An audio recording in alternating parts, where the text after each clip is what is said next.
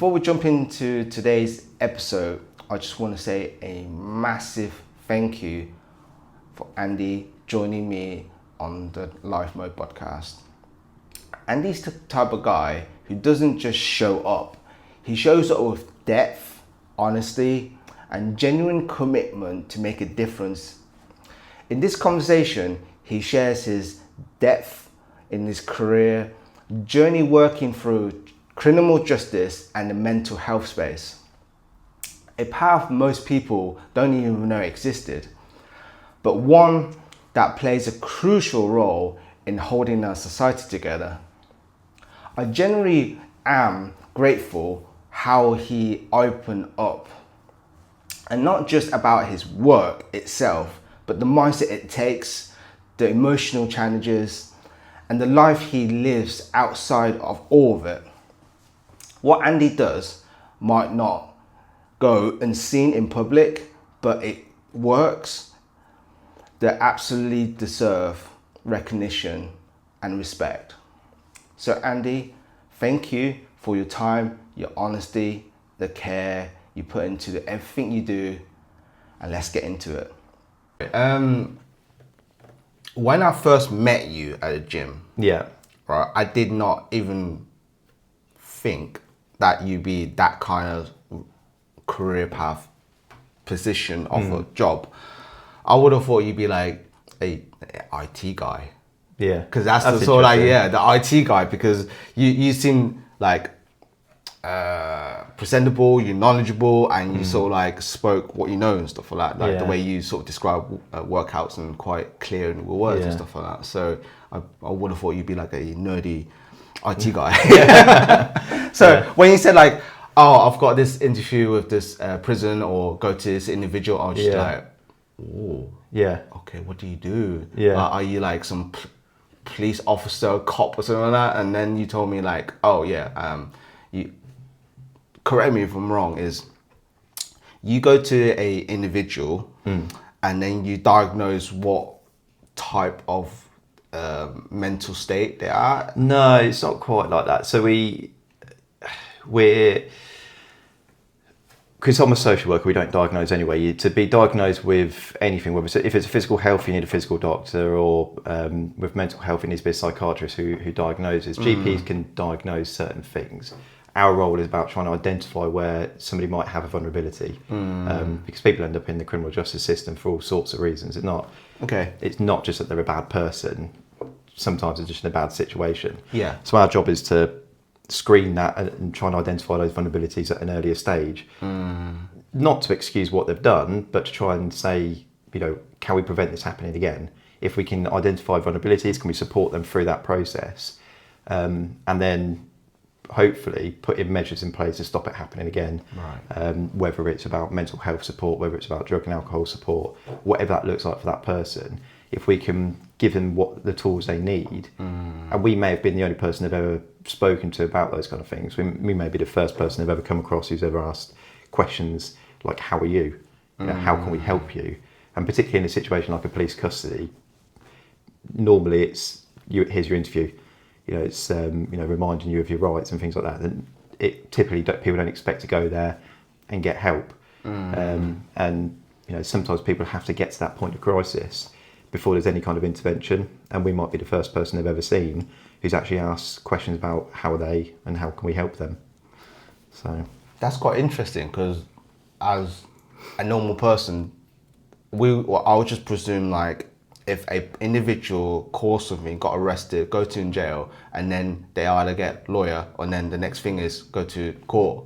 But in between that, that's your role to go in and actually ask the individual how you are and stuff. So what got you into that sort of career path then? I've always had an interest in law, criminal justice, things like that. I think because I liked the bill when I was a kid, but when I was younger, I always wanted to be a police officer. So it was always on my mind. That was my career path. I wanted to become a copper. And when I was, we were talking earlier about university. the school I was in was very much like, you do your GCSEs with a view to getting onto A levels in their sixth form. You do their sixth form because they want you to go to university. You kind of sort of push into this career, this route of, well, you are going to university. I mean, obviously you're going to university. No one says, here are your other options for you. So although I wanted to be a copper, and you don't need a degree to be a copper, I was thinking I need to go to university, and I end up, and I'm kind of glad I did, although I had to retrain later on. The degree I did was sociology and criminology, and it was that degree that made me think about other options within the world of criminal justice. And initially I wanted to be a probation officer because I thought, actually, this is a way that I can help people in a more meaningful way than just being at that point of crisis as a copper, going in, arrest them, taking them to custody and then, handing over. It might be a more meaningful way I can help somebody. But when I graduated, they'd restructured, national restructure, and they'd stopped recruiting and training, so I couldn't do that. And I was looking at what else could I do that was similar. And social work was, or probation was born out of social work. So initially it was started as criminal justice social workers, and it evolved from there. And so I started looking at social work. But in order to train as that, I needed some sort of experience, and I ended up working at our local private psychiatric hospital, and just try and get some experience. But there was a social work assistant post.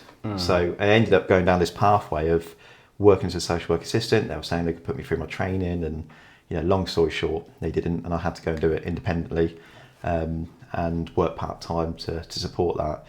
And I ended up working in mental health, and I was there for about 10 years working as an inpatient psychiatric hospital social worker, and mostly with people with brain injuries and dementia and Huntington's. But I always still had this interest in the criminal justice pathway, and at one point when my career at that hospital was at like a crossroads, the route that was set out for me, I was like, it's not what I wanted. It was going more into the leadership side of the role, and it was more politics. It wasn't where I wanted to be. It's not what I wanted to do social work, because I wanted to be working with people. And that role was going to take me into a leadership politics types, and it's not what I wanted. So I was at this crossroads, and then I just randomly looked one night and saw this job of criminal justice liaison diversion practitioner. I was like, back to where you were.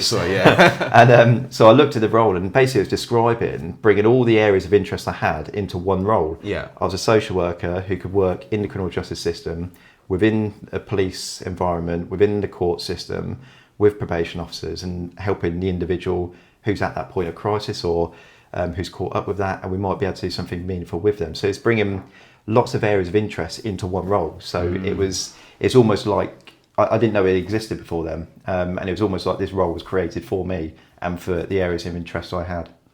So So how long's this role has been existed since? About 2009. So there was getting to the nitty gritty, but it was basically Lord Bradbury from within the House of Parliament. They were looking into a review of people who are in prison with mental health issues, and out of that it created this role of liaison diversion. So our idea is that from a very early point of someone coming into the criminal justice system, that person is there's somebody who can screen, identify that person's vulnerabilities when they come into it.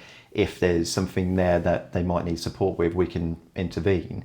And if possible, depending on the nature and severity of it, can we divert them from being criminalised? Because a lot of people who end up in prison are there because of being in a mental health crisis. They're not there because they're a bad person. So part of our role is to liaise and to support that person to get the support. But the diversion bit, we're not trying to get people off the hook. It's not what we're about. And sometimes people misunderstand that they think we're just trying to get people out of jail, free card kind of thing. But some people absolutely shouldn't be going to prison. They should be diverted away from it. Sometimes for the best will in the world, when someone has a mental health crisis, the first person that turns up is a police officer. The police are called to deal with it.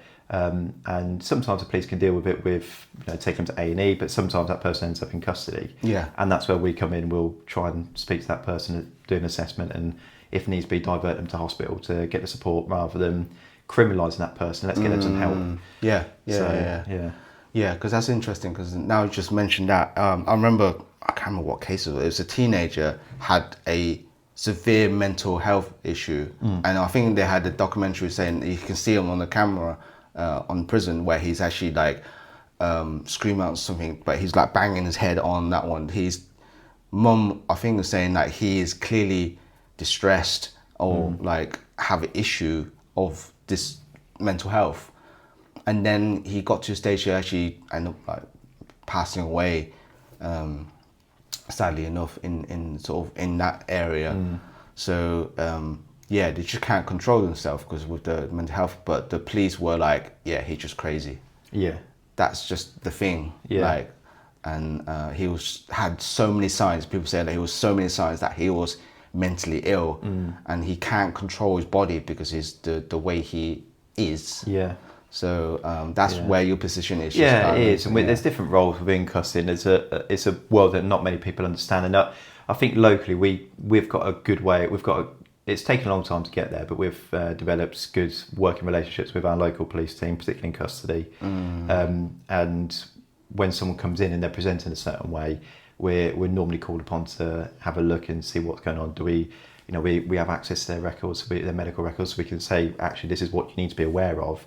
It's not somebody just putting it on. This is genuine, and this is what we recommend. And we'll, often we're the ones trying to engage with that person, try and support them through that moment of distress. Yeah. And then seeing what else we can help. And as I say, sometimes it's diverting them away from being criminalised just because of what's happened to them. How long have you been in this role? About 5 years now. Yeah, coming up to 5 years. So been doing this 20. Yeah, literally moved in during the pandemic. Yeah, I went from hospital work to custody work during the pandemic. So, but was hospital during the pandemic? Was it like isolation?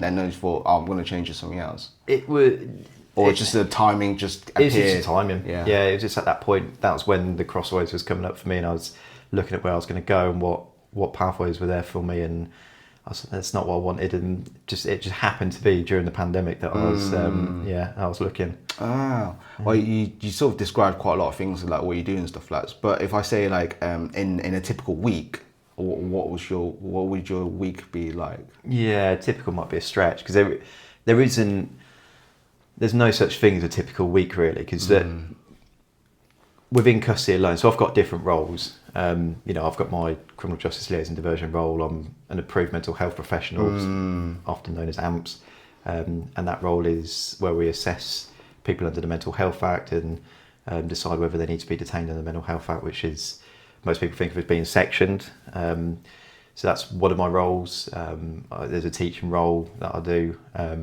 So one week to the next might look completely different. With just the criminal justice role in custody, you never know what you're going to get. A lot of us will talk about it being feast and famine work. You can go in one day and there's the place is full. You've got 30 odd people there. Maybe not 30, sometimes 20 in our block, and that'll be considered quite a busy custody. But nobody wants to know. They're not in mental health crisis. They're not struggling with anything. No one's happy to be there, obviously, but they're not needing us. And other days you'll walk in, there'll be 2 or 3 people there. You think, oh, it's been a nice day today. Nothing for us much. I can sit back and have a coffee. But all 3 of them, something's going on. Somebody wants to see you for one crisis or another, and that, one person in that moment will be, that can lead to a whole day's work that, you're following them up for days or weeks going forward. So one day doesn't, and you can't predict it. You can't walk into custody and see a full board and think it's definitely going to be busy today, because they might not want to know, or there might not be a need for you. Whereas you go in the next day and there's hardly anyone there, and you think it's going to be a quieter day, but it's full on for you. So we often talk about feast and famine, and you just don't know what's going to happen. And even if it starts off as a quiet day, the next person comes through might be the one that needs you.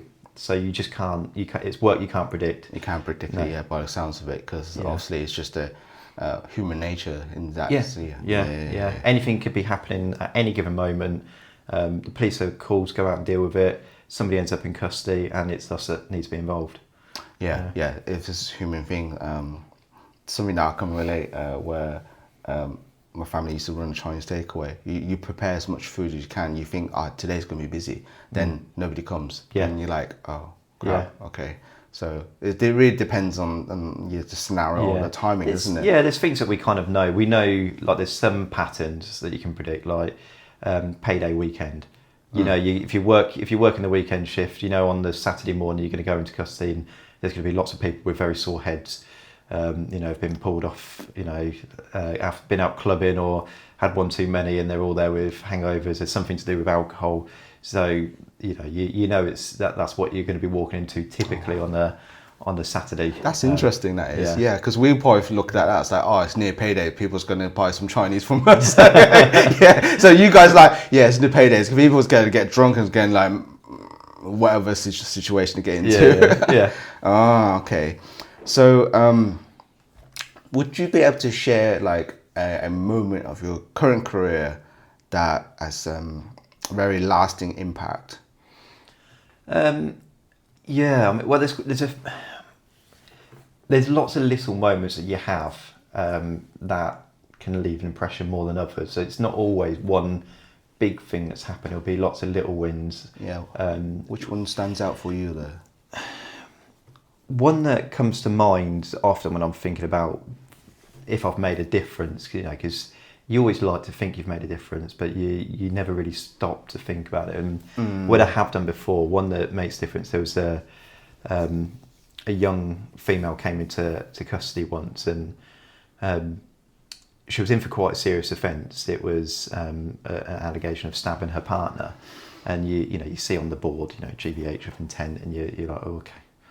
And from everything I could see written about her, there was, you know, not really a known history, but something didn't quite feel right about it. And my colleague had gone to see this girl and say, you know, this is us. Do you need to see us? Is there anything that's going on that you're worried about? And they basically said no. But something in my gut wasn't quite sitting well with this. So I went back to see her. And when I was talking to her, she was in tears, which, you know, is nothing unusual. You know, people are often quite sad about being in custody for one reason, you know, depending on what's happened. But I spotted there was some sort of bruising to her neck. Right. And I asked her, you know, there was a language barrier, very clearly a language barrier, and I was saying to her, you know, what? She said no. You know, I said, you know, this is us. Do you want us to help? And she said no. And I was saying, you know, what's happened to your neck? And then she just started crying. I was like, do you want to talk? You know, and it was just, you know, I'm always mindful when it's a male or a female, and I asked her if she wanted a female chaperone to join us, and basically we went to a side room. Because of the language barrier, we didn't have an interpreter. I was basically using my phone with Google Translate, and using back and forth questions. I was able to get from her that her perspective was basically that she's been a victim of domestic abuse for quite some time, and the partner was using her child as part of this, and it was an argument that boiled over, and effectively he was attacking her, and she basically grabs him off the side in sort of form of self-defense. So, but that breakthrough with her was actually we were able to get her support for safeguarding. We were able to get her into a safe house, refuge, that's the word I was looking for. We were able to get her away from the relationship, but also work with our police colleagues so that, yes, it was still a serious offence, but their whole perspective of what happened had completely shifted based on, of course, just the conversation that we'd have. And, you know, it's not to say that things wouldn't have been uncovered through the police interview anyway, but it changed the approach that the police had. It changed the support that she was going to have, because initially she was saying no to us. But when we went back and we were able to have that conversation, it meant that we could use our tools that we've got available to us and get the support that we had. And it's things like that actually, day to day, do I achieve meaningful outcomes for everyone? No, that's not realistic. But if it's just that one case, then I'm happy with that. Yeah. Because by the sounds of it, it's like if you didn't step in, she'll just be like. Typically, domestic cases, there might be a bowel condition. Don't have contact with them. They're released. You see them again a couple of weeks later. There's with domestic cases. So you sometimes see the same faces come through time and time again for the same kind of things, and we haven't seen her again, thankfully, and following up on the case, there was being measures taking place, there's action being taken place to support her, but also to safeguard her against the partner. So although initially, yes, he was a victim because of what's happened, but it was cases like that you kind of think, I've done a good piece of work there. So things like that make worth the work and stuff like that. Yeah. So, how do you normally prepare yourself to work with individuals when you're going through extreme cases or crisis level situations? It's not. I wouldn't say it's ever something that comes natural to a lot of people. For some people, it is a gift that they have. But I think a lot of it comes down to your training. A lot of it comes down to experience. If you're a newly qualified worker going into severe crisis, you'd panic. It's human nature. We're just as fallible to that as anyone. So you have to think about your training. You try and ground yourself. You do your basics. So if someone comes into custody and I can see that they're in a crisis state, I will be looking to. I'll be screening their records to see what's happened in the past. Is there a picture I can see that's built up to this point? And I'll be looking at trying to find out what kind of crisis is it. Is it a mental illness that's they've relapsed? Like schizophrenia or bipolar, if they relapse with that.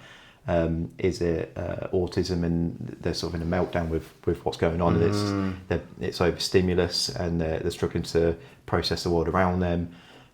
Or is it sort of an emotional crisis where something's happened, it's triggered off a traumatic event from the past? So you're trying to find out what's going on. So you're going into it a little bit more equipped. So what kind of crisis am I facing? What flavour of crisis am I dealing with? And then with that, you can start working forward. Often it's trying to get the person to come down a little bit. And you've got different methods of doing that. Sometimes the person is in such a heightened state, we haven't got a buy-in, and it's just trying to allow sometimes the police procedures just to take place. We'll be sort of in the sidelines saying, perhaps try and get them into the courtyard, because there is a space in custody for it's nothing exciting, but it's got some fresh air. It's like a cell but open to the elements, so you can get some fresh air, and sometimes that helps people come down a little bit. So just remove all the stimulus around them, just get some good fresh air, and that's perhaps when we might go in to speak to them and try and work with them and engage with them. It might be reminding them of grounding techniques, or just breathing exercises to bring them back down so they're not in such a heightened state, to a point where we can start working with them and engage and saying what's going on here. Would a majority of them would be in a heightened state, or it really depends on the individual? It depends on the individual. Yeah. I mean, we're all different and unique into how we manage things. We've got different levels of resilience to emotional stresses. Some people come in and they're, it's fight or flight situations. You've got people who come into custody and they're in that heightened state because of the fight or flight, which is just, it's a basic part of how we function. And some people are in that fight stage, and their heightened state is they're going to have a scrap with anyone who comes near them, and we're like, okay, we'll keep clear you. But other people, they're just terrified, but other people, they take it in their stride. But doesn't mean there's nothing going on for them. Yeah. But their reaction to it is very different. Yeah, different how they take their path of life, isn't it? How they go through it. So, yeah. So, how do you balance being compassionate or empathetic while you're protecting your own mental health space? It's not always easy, but that's more about boundaries that you set for yourself. I've students, and we often talk about boundary setting because, inevitably you'll have a case that weighs more heavily on you, and you'll come home and you'll be thinking about it, and you might be doing, sending emails, make a phone call to your manager to talk about what's gone on, and you sort of it's ruminating, and you'll go home and it'll be the case that keep you up at night. Yeah. But it is about boundaries, so you have to be clear as to where do I draw the line here, amongst our colleagues, we'll try and do things like debriefs. So if something has been particularly difficult, a particularly difficult case, amongst ourselves, we'll try and have that conversation, say, what happened here? What did we do? What did we do well? What could have done better? So we try and debrief amongst those kind of cases so that when we do come home, we can switch off a little bit more. Because it's not easy work. Many cases that we deal with can be quite straightforward. They're not particularly complex. It might be somebody they're going through a tough time, but they just need a bit of signposting to talking therapies that they never knew existed. But other cases can be really quite complex. There's never a week goes by that I haven't met somebody who isn't experiencing suicidal thoughts. And you might be the only person who they talk to about that. So, those kind of things do weigh on your mind, and it might be that they've come in and they've asked to see you, or the police have asked you to speak with them because of those suicidal thoughts that they've expressed. And you're from the police point of view, they've done their job. We've referred them to Liaison, Diversion, but you're the one who's got to go in and try and conquer that situation as though you've got a magic wand that's going to stop those thoughts, and you can't. That's difficult. There's no off switch to it. Yeah, it's difficult. But it's how you support that person through it, and things will keep you up at night.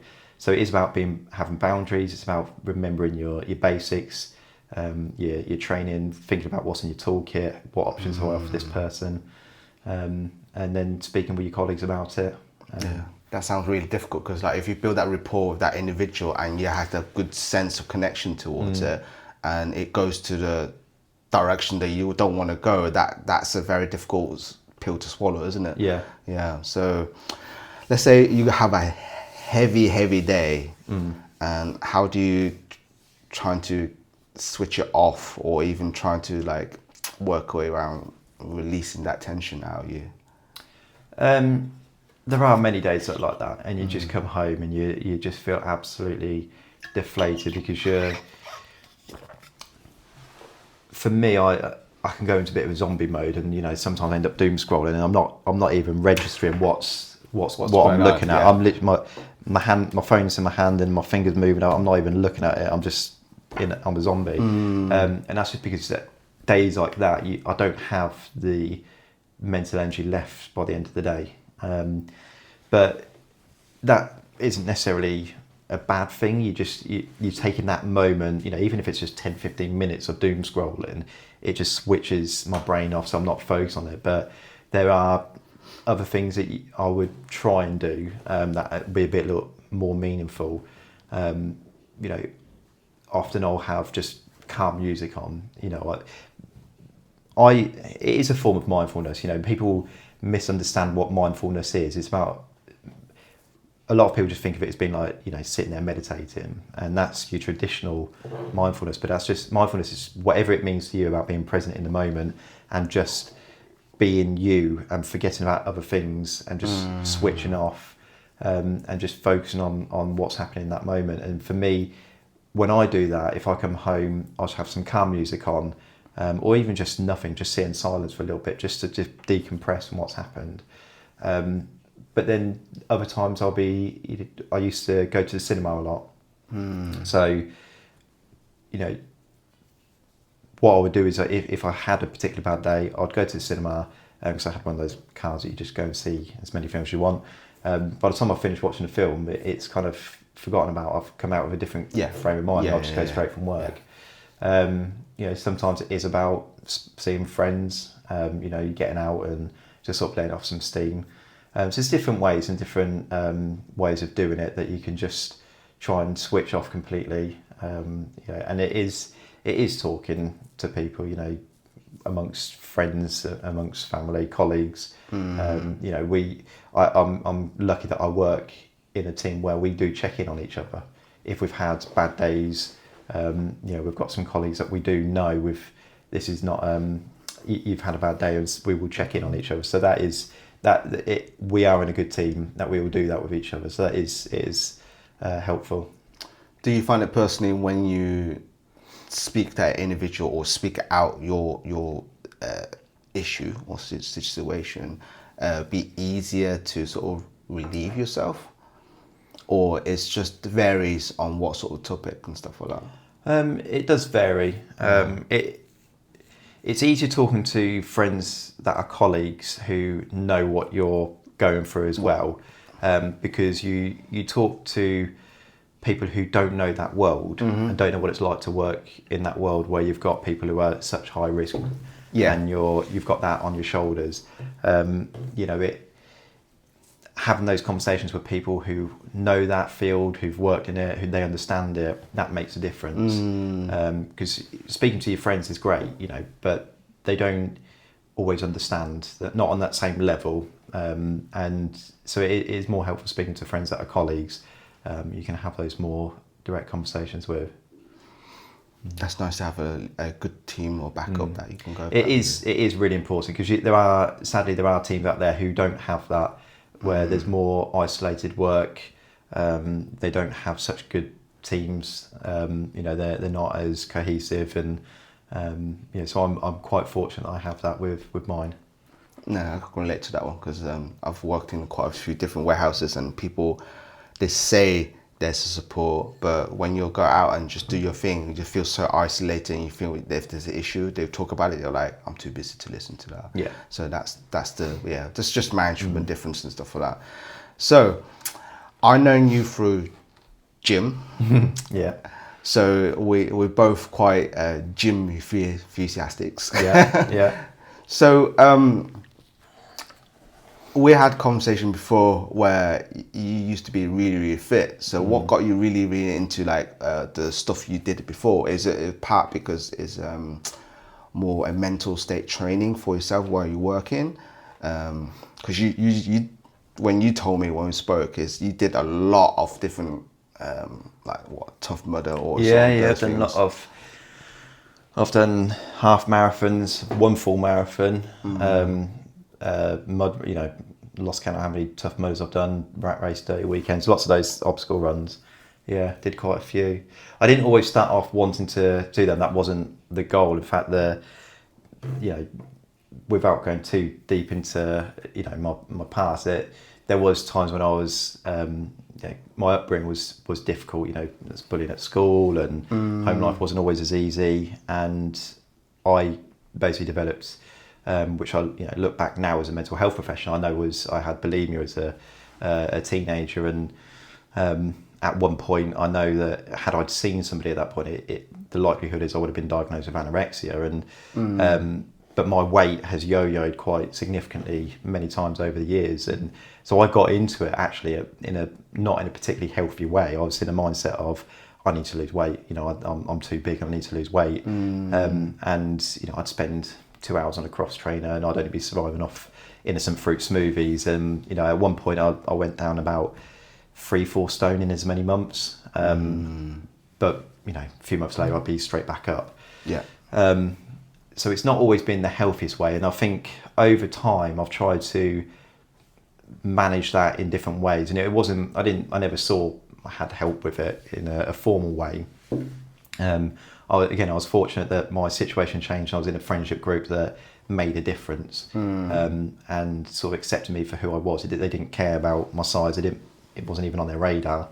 And just over time, that my mindset shifted, and I was more stable in my weight. And I started doing it because I was now into the habit of going to the gym, and it was something that I enjoyed, and it was just for me. And that sort of evolved over time, and then there was things like I did a Tough Mudder for my first Tough Mudder was my 25th birthday, and it's just trying to show that I can actually do something, because I was never good at PE at school.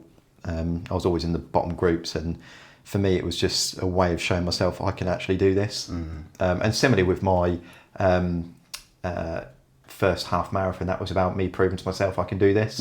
Because I remember the only time I ever completed a cross country run at school was I came second from last. So me doing a half marathon was me saying to my younger self, you can do it. You weren't that good at PE at school, but you can still do it. So it's just sort of evolved over time, but now it's just for me it's my space, it's my way of switching off. I'm just Andy at the gym. I've social working stuff, relationship stuff, all that's irrelevant. When I'm at the gym, it's just me. My time. I've made good friends at the gym, but I'm just me when I'm there. I'm not focusing on work and other things. No. So it looks like you had a switch state. Like, I'm here to just do myself, self-development yourself, and building yourself as in own your space, which is good. Because you are very strong on your chest press. Just don't mention legs. Just not legs. Just don't mention legs. Yeah. So you told me quite recently that your back issue. How's that going? Yeah, that has changed things over the last few years. So I've had back pain for probably about 4 years now. I'd say it's been consistently there, and there's not been in the last 4 years. You always have, people always have niggles and stuff, but this has been consistently there. It's like someone flicked a switch and it's been there since. And initially you think it's down to like you've slept funny, or I was blaming the cat for years, but it wasn't going away. And then long story short, I'd eventually saw the GP, and they've done blood tests, sent me for MRIs, and I've recently had a diagnosis of ankylosing spondylitis, which is a particular fun flavour of arthritis. Where my spine's fusing together over the next 20 to 30 years, I've been told. There's other parts of your body that it affects. So you've also got like severe fatigue, because the same response that your inflammation in your back causes is the same kind of response when you have cold or flu and you have that sense of fatigue. And some days I'll wake up and I've got that real heavy sense of fatigue that I just can't shift, and it'll be there the whole day. So the back pain's part of it, obviously, and you sometimes wake in the night and you can't get back to sleep, and you feel like you can't function. And other days it's not as bad. It's never off. If it's a scale of 1 to 10, it's about a 2 or 3. And other days I wake up and it's an 8, and I'm hobbling about. So it's definitely had an impact. And it's. The good news is in 20 to 30 years' time, when the inflammation has stopped and my back has fused together, the pain will apparently stop as well. So that's the positive. But the downside is like the downside is my reduced. But it has shifted how I do things. There's things I can't. There's things that aren't as helpful to it. So running, because it's linked to other parts of your body, like your feet. If I was to try and run now, my feet are in agony. If I try and do plyometrics, so I used to do lots of jumps and aerobic activities, it hurts physically. It's not I'm developing muscle here. It's a painful kind of hurt. So I can't do that as much. But the strength training has become more of my focus. So I'm trying to do things that will help keep my posture upright, and strengthen my back, so that my muscles become my framework, where my skeleton is, my spine is not helping. It's failing on me. So my muscles have to be the structure of my body. So I'm having to work more on strength training. As a physio said, they want me to keep my posture upright, so that when it does fuse, I'm in a good position, not hunched over. So they're the kind of things I'm focused on now. Even things like spin. Used to do spin a lot, but they've told me that's not. They won't stop me doing it, but it's not as helpful for me. So it's just things like that. I've had to completely shift how I train. Yeah, but I still want to be there. Still got to do things. Well, at least you're keeping active and stuff like that. But if you stay stationary, not doing much, it probably speed track to that direction. Yeah. I mean, it's interesting because that used to be the advice for people with AS. It used to be rest. You need to sort of let your body rest and recover, and that's when people would have the hunched over because they weren't keeping the posture upright. And now the advice is completely the opposite. It's you need to exercise, you need to build your strength training, And the physio was quite happy to discharge me relatively quickly because I already go to the gym. She's not having to start from a point of, this is how you exercise, and now we need to get you exercising regularly. I was doing it's part of my daily activity for me. Yeah. So, and I'm already doing strength training. So she's like, just keep doing what you're doing. She didn't have to write a program because I was already doing it. So, the gym has been, a saviour in that way because it's already part of my life. I'm not having to shift what I do. I'm just having to adapt slightly what I do at the gym in a different way. Yeah. But still what I enjoy. Yeah, I've noticed like you're not doing much as the heavy deadlift stuff. No, I think you guys got to be were more crazy careful. on it. You and Lakey were doing insane amount of weight on it, or compete each other. Yeah. I'm gonna have to let him beat me on them things, I think now. So outside the gym workout, as I know you do, what sort of like other activities or passions that you do that brings you joy? So gardening is one. Gardening? I haven't done it. I've been a bit neglectful this year. There's been a heat wave, and I've been working, and I've also had a motorbike. So my priorities shifted a little bit this year. But normally I quite like getting out in the garden, and because again it's a bit like the gym. It's a way of just switching off. I'm not having to focus on mental health issues or work or anything like that. So serious matters. I'm just hands in the soil, putting a plant in and watching it grow. That's a nice way of just switching off. So that is another form of mindfulness for me. It's just complete escapism that I can just be out in the garden, and so that's a big part of what I like to do, even though I neglected it this year. But the reason I've neglected is because again this year I've learned to ride a motorbike, and I don't tend to set New Year's resolutions. I set goals for myself. So at the end of this year I would like to. This last year was I want to be able to ride a motorbike. So You only recently got that, haven't you? It was sort of, I'd been thinking about doing it, and it's something I'd always thought about doing it, but you work with people with brain injuries, and again it makes you think, don't want to do that. But I end up meeting people again through the gym. I met people who were on motorbikes, and I thought, do you know what, I actually really want to do this. Very passionate about it as well. Exactly. I was like, do you know what, I actually really want to do this now. So that was my New Year's goal. By the end of this year I want to be able to ride it. And so a week into the New Year's I've booked onto a direct access course, and somehow managed to fluke passing first time. His exact words were, it's a pass, but it's a very scruffy pass. I didn't believe him at first. But yes, now I've got a motorbike, and that's taken a lot of my free time and money, because it's not cheap. Which is why I've not had much money to spend on the garden this year. But it's worth it, right? And that is, there is something about that, and it's something about when you're just out on the bike, particularly if it's a solo ride, and it's just you and the bike, and you're not thinking about, you just riding. It's a nice off switch. And friends I know have struggled, and being on the bike for them is, it's their therapy. So it's different type of sensation, isn't it? Because I haven't been a bike, but I've been on a scooter. When I was in China, and they don't look at license back then. They were just like, I'm a little kid going wee, like that, and they're just like that sensation of feeling of wind in you, or like you can just take control where you want to go. Or apart from dodging a lot of things, but that's just life. But it's a nice sensation. I remember that. The fact that you just pull over and you can take in.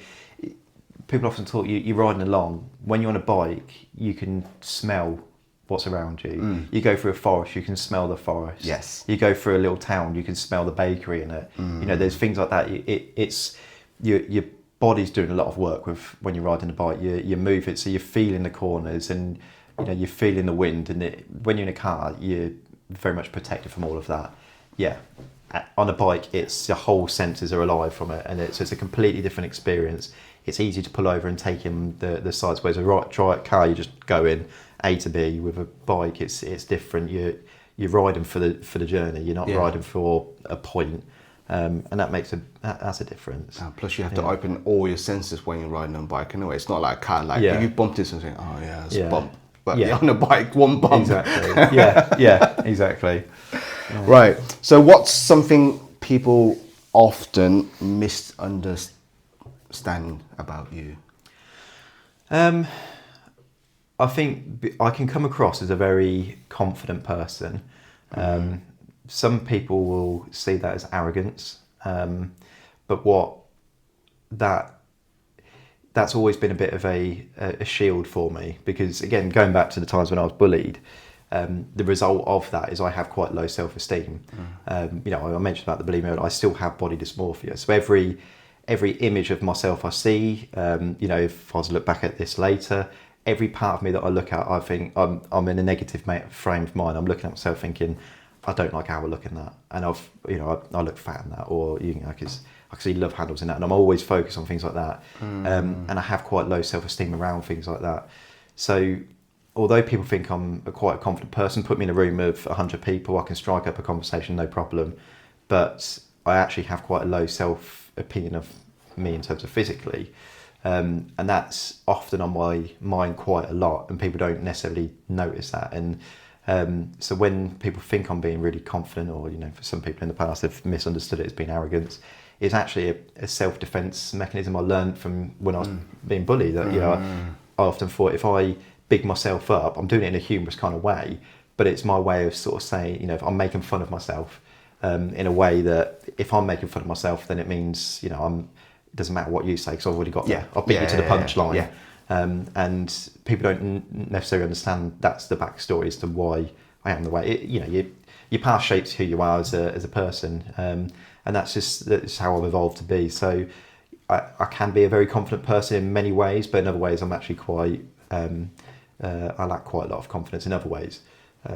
People often see sort of a few people have spotted it, that I'll sometimes sort of adjust my clothing continuously throughout the day, just because I'm conscious, how does this look?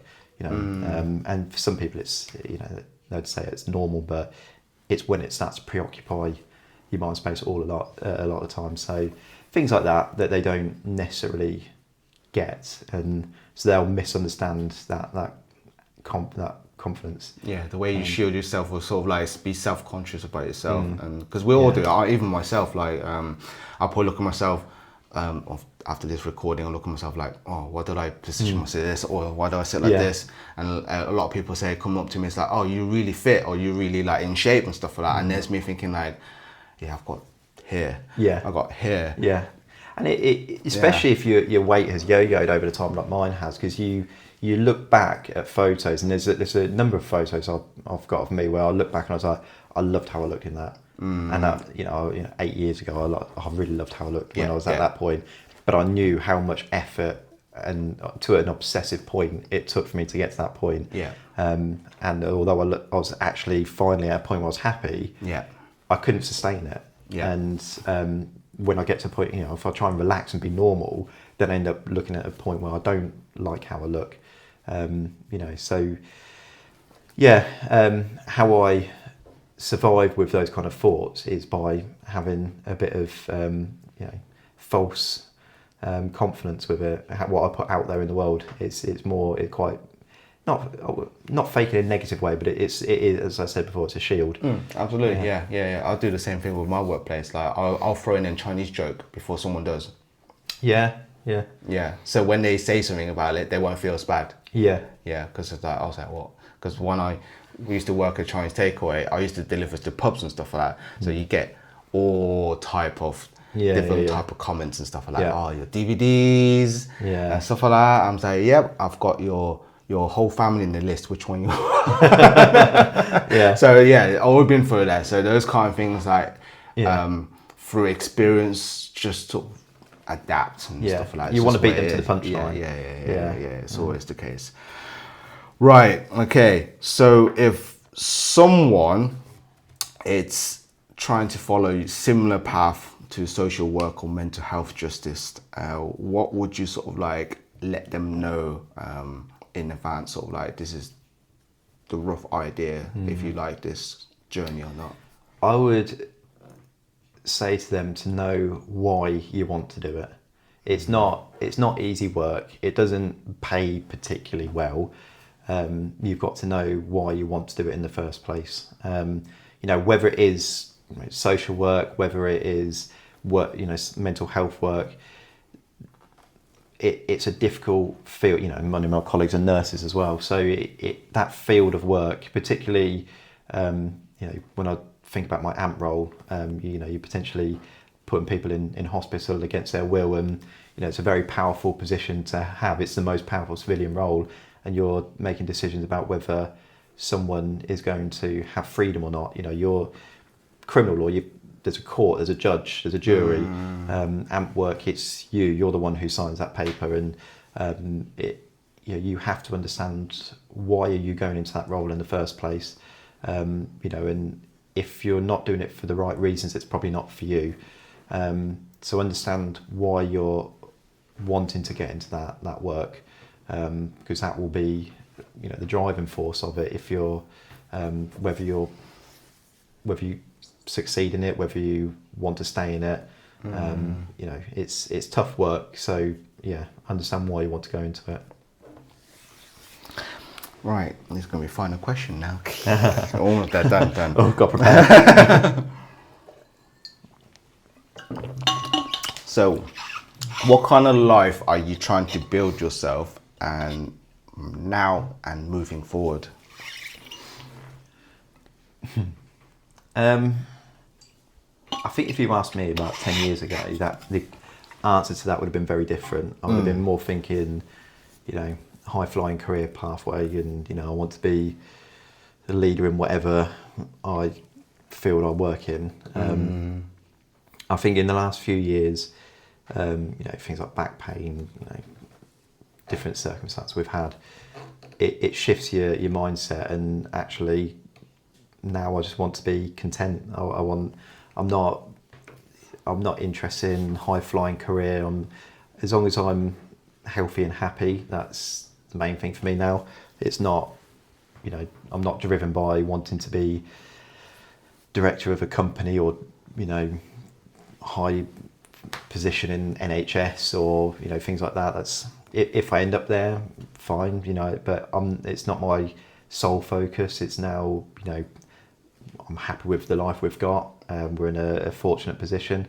So as long as, you know, we can actually live whilst we're young and not have to wait till we retire.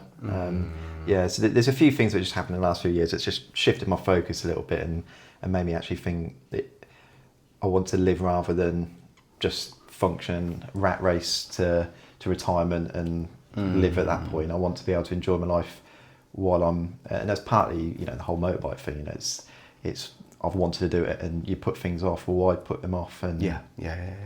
So yeah, it's a lot of things that have just make me think. Actually, now the life I want to live is one that got to work because you got to pay the bills, but I'm not, you know, I'm not focused on high flying career now. I just want to live to enjoy it. Have a clarity for what you really want to do that makes you happy instead of being the rat race where you're brain dead, zombified, working to slave for that work hours and stuff like that. Yeah, so, if you've got something you want to do, you know, you're not going to lose anything by trying it. You know, again, bike thing, I might not have liked it. I loved it, but I might not have done. But at least I tried it. You know, and there might be another thing that I think of, and rather than putting it off, I might give it a whirl and see if I enjoy it. If I do, great. I found another hobby. There's a song. The one part of the lyric is, "I'd rather die trying than never know." Not literally dying, but actually like going to actually do it and then figure it out, and then if it doesn't work, it doesn't work. Yeah. At Not least everyone's going to have the same enjoyment of, you know, not everyone's going to like the same things. But if you've thought, I might want to give that a try, and then you put it off for whatever reason you've got, then you can have those regrets. See, I've got a friend who travels the whole world. Now, travelling isn't, you know, particular places that they go, but not always on my bucket list, but their view is they'd rather get to their deathbed and regret places and experiences they've not had rather than things they've not bought. You know, they're not going to regret not having the latest iPhone, but they would have, you know, if they don't travel somewhere they wanted to go, then they would regret that. Yeah. Okay. Because like I'm still in a journey of trying to go different type of the world and stuff like that. I've been to quite a fair places, but there's still a lot of places that I would love to go, like Thailand. I'd love to go to Thailand. Yeah. Well, hopefully I'll be going to New Zealand next year because that's on my bucket list. Oh, nice. Yeah. Nice. Yeah. Well, Andy, I want to say a big thank you for today. No worries. And actually, I've written a script because I always run by my brain, but this time I had to write a script to say this out. So honestly, the work you do isn't just important, it's powerful. And I think a lot of people don't realize the weight that comes with it. So hearing your perspective on your humility and the way you navigate life with humor and compassion, it's something that I really respect. I bring calm to, bring you, let me say that again. You bring calm to chaos, and that's not easy. So thank you for being open, and it's not just about your career, but your mindset, your challenges, and the way you carry yourself through it all. I hope whoever listens to today's talk walk away with a better understanding of what it really means to care, to show up to others, and to do the work that often goes unseen. So massive respect to you, Andy, and thank you again for being part of this podcast. No problem. Thank you for that. Cheers, mate. Thank you so much. Right.